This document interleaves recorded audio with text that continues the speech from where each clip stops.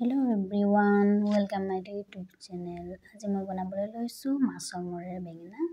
যাম মই এখন কেৰাহী পাতিলৈ অলপ তেল দি দিছো। তেলখিনি গৰম হোৱাৰ অলপ কেইটামান পিঁয়াজখিনি অকণ বেছি কৰিব কাটি লৈছো আৰু তিনটা জলকীয়া কাটি দি দিছো কেঁচা জলকীয়া। আপুনি যদি জলকীয়া বেছিকৈ খায় বেছিকৈ দিব, জলকীয়া বেছি হ'লে খাবলৈ বেছি ভাল লাগে। তাৰপিছত অলপ সময়ৰ বাবে পিঁয়াজখিনি লৰাই থাকিব। তাৰপিছত যেতিয়া দেখিব অলপ পিঁয়াজখিনি ভাজ খাইছে তাৰ ওপৰত অলপ সোৱাদ অনুযায়ী নিমখ দি দিব, অলপ হালধি দি দিব।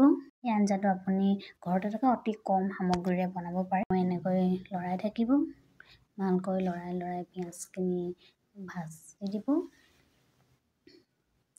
আপুনি বাৰু মাছৰ মূৰেৰে কেনেকৈ খাই ভাল পায় কমেণ্ট কৰি জনাবচোন। এই দেখিছেনে মই মাছৰ মূৰখিনি আগে ভাজি থৈছিলোঁ, সেইখিনি অলপ সৰু সৰু টুকুৰা কৰি হাতেৰে দি দিছোঁ।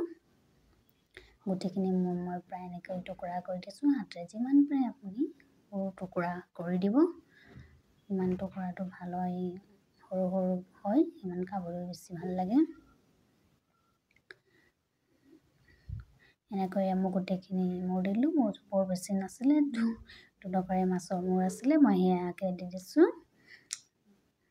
আৰু মাছৰ মূৰটো কম হোৱাৰ বাবে মই বেঙেনাও বৰ বেছি নলওঁ, অলপহে কাটি ল'ম। এতিয়া চামুচেৰে ভালকৈ ভাজি ল'ব। ভালকৈ ভাজি ল'লে আপোনাৰ মাছৰ যি এটা কেঁচা গোন্ধ থাকে সেই গোন্ধটো একেবাৰে নাহে। সেয়াকে মই কাটি ৰখা বেঙেনাখিনিও দি দিছোঁ।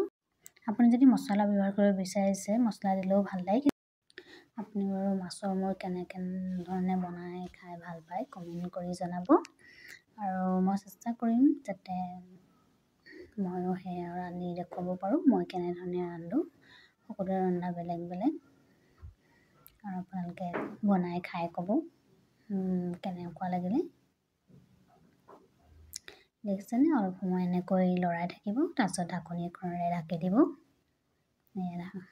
দেখিছেনে বেঙেনাখিনিৰ পৰা অলপ সময় যে সিজি আহিছে, তেতিয়া অলপ ধনিয়া পাতখিনি অকণ আগতীয়াকৈ দিব যাতে গোন্ধটো ভাজিখিনি ভালকৈ সোমাই যায়। ধনিয়া পাতখিনি দিয়াৰ পাছত আকৌ অলপ সময় এনেকৈ লৰাই থাকিব। যেতিয়া দেখিব বেঙেনাখিনি প্ৰায় 70% মান সিজি গৈছে তেতিয়া আপুনি ধনিয়া পাতখিনি দি দিব। যদি আপোনাৰ হাতত তেনে কুমলীয়া ধনিয়া পাত থাকে তেন্তে আপুনি শেষত দিলেও হ'ব। ধনিয়া পাতখিনি যদি অলপ বুঢ়া থাকে তেতিয়া অকণমান আগতীয়াকৈ দিব। এয়া তাৰপিছত আকৌ ঢাকনিখনেৰে ঢাকি দিলোঁ মই অলপ সময়ৰ বাবে। এয়া আমাৰ তৈয়াৰ হৈ গ'ল বেঙেনা আৰু মাছৰ মূৰেৰে বনোৱা এটা আঞ্জা। ভিডিঅ' চাই কমেণ্ট কৰি জনাব।